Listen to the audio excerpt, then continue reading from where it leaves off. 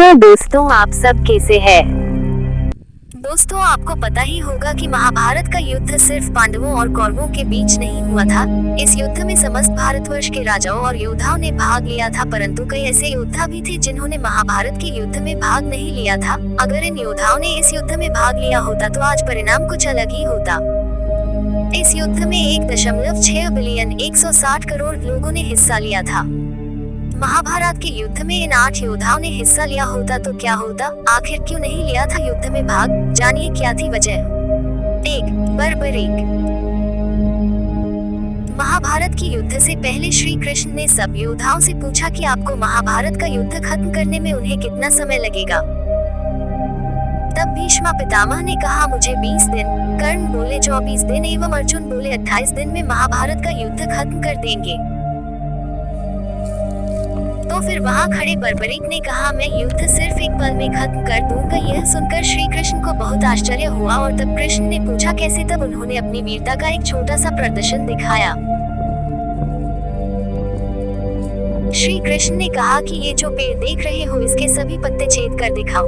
तब उसने अपना एक तीर चलाया जो कि एक एक करके सभी पत्तों को छेदने लगा। तभी श्री कृष्णा ने एक पत्ता अपने पैर के नीचे दबा लिया। तब वह तीर कृष्ण के पैरों के पास आया। तब बर्बरीक ने कहा प्रभु आपके पैरों के नीचे एक पत्ता दबा हुआ है, कृपया अपना पैर हटा ले। मैंने तीर को पत्ते छेदने की अनुमति दी है, आपके पैरों को नहीं। श्री कृष्णा ने उनसे जब पूछा कि तुम किसकी ओर से युद्ध लड़ोगे, तब बर्बरीक ने कहा जिसकी सेना कमजोर होगी मैं उसकी तरफ से युद्ध लड़ूंगा। यह सब देखकर श्री कृष्णा चिंता में पड़ गए। दूसरे दिन वे ब्राह्मण का वेश धारण करके बर्बरीक के शिविर में पहुंचे और उससे दक्षिणा मांगी। तब बर्बरीक ने कहा मान लो ब्राह्मण, क्या मांगना चाहते हो? तब श्री कृष्ण ने उनसे उनका सर देने को कहा और बर्बरीक ने उन्हें देने को राजी हो गया।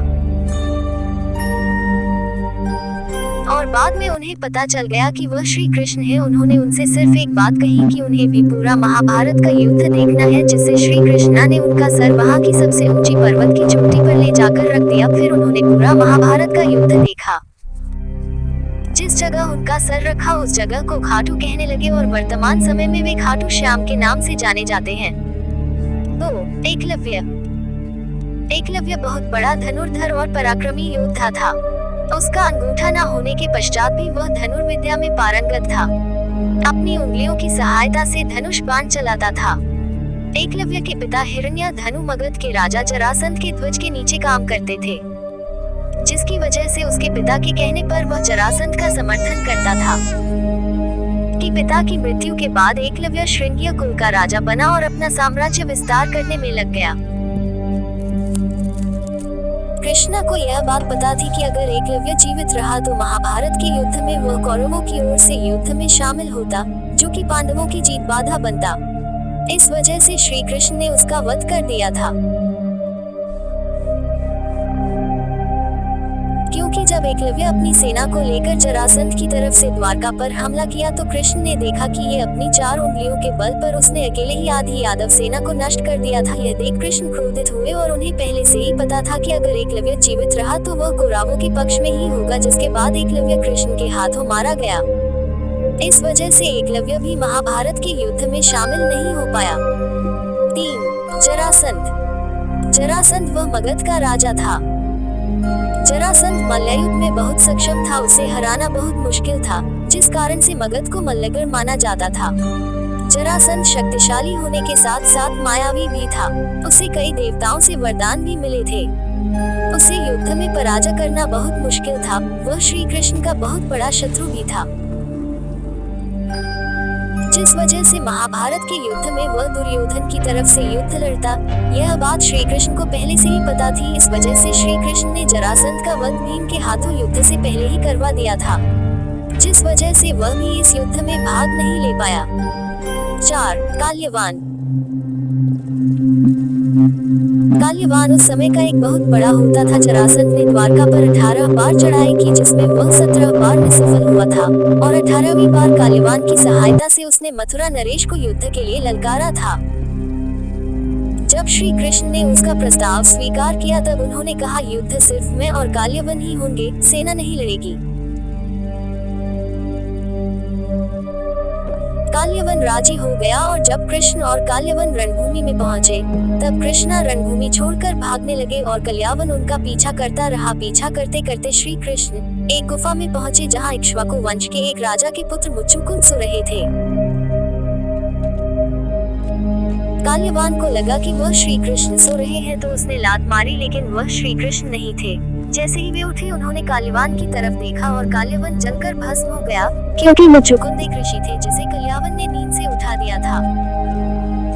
अगर काल्यवान ने महाभारत के युद्ध में भाग लिया होता तो वह अवश्य कौरवों की ओर से युद्ध लड़ता और पांडवों लिए बाधा बनता। 5. रुक्मी। रुक्मी श्री कृष्ण की पत्नी रुक्मणी का भाई था। वह धनुर्विद्या में बहुत ही माहिर था। महाभारत के काल में रुक्मी ने कई बड़े योद्धाओं और राजाओं को हराया था। आप यह जानकर हैरान हो जाओगे कि रुक्मी ने विजय धनुष को भी धारण किया था, जो कि अर्जुन के गांडीव से कम नहीं था। वह भी युद्ध में हिस्सा लेना चाहते थे। वे पांडवों की तरफ से लड़ना चाहते थे, पर उन्हें खुद पर कुछ ज्यादा ही घमंड था। जब युद्ध में भाग लेने का प्रस्ताव लेके पांडवों के शिविर में पहुंचे, तब वहां जाकर वे अपने बल के गुणगान गाने लगे, जो पांडवों और श्री कृष्ण को पसंद नहीं आया, जिस वजह से उसे पांडवों की तरफ से युद्ध में शामिल करने से मना कर दिया। इस नाराजगी की वजह से उसने कौरवों की तरफ से युद्ध लड़ना चाहा और वहां कौरवों के पास जाकर दुर्योधन के सामने कौरवों की तरफ से युद्ध लड़ने का प्रस्ताव रखा। वहां जाकर भी अपने गुणगान गाने लगा, जो दुर्योधन को पसंद नहीं आया, इसलिए उसने भी उसे युद्ध में शामिल करने से मना कर दिया। वजह से रुक्मी महाभारत के युद्ध में भाग नहीं ले पाया। 6. बलराम। बलराम श्री कृष्णा के बड़े भाई थे। इन्होंने भी महाभारत के युद्ध में भाग नहीं लिया था। इनका यह मानना था कि महाभारत का युद्ध पांडवों और कौरवों के बीच का युद्ध है। बलराम ने भीम और दुर्योधन को गदा विद्या सिखाई थी। जब महाभारत का युद्ध शुरू हुआ तब बलराम तीर्थ यात्रा पर निकल गए थे, जिससे बलराम ने युद्ध में हिस्सा नहीं लिया। अगर बलराम युद्ध में हिस्सा लेते तो महाभारत का युद्ध बहुत जल्दी समाप्त हो जाता। बलराम बहुत शक्तिशाली थे। वह अपने उनका शस्त्र से ही पूरी सेना का नाश करने का बल रखते थे। 7. प्रद्युम्न। प्रद्युम्न भगवान श्री कृष्ण और रुक्मणी के पुत्र थे। वह भी श्री कृष्णा की तरह बुद्धिमान एवं बलवान थे। वह पांडवों के मित्र एवं कौरवों के शत्रु थे। वे हमेशा धर्म के साथ खड़े होते थे। प्रद्युम्न बहुत सारी विद्याओं में पारंगत थे। उन्हें हराना बहुत मुश्किल था, क्योंकि मायावती रति ने उन्हें महाविद्या, धनुष बाण, अस्त्र शस्त्र आदि सभी विद्याओं में निपुण कर दिया था।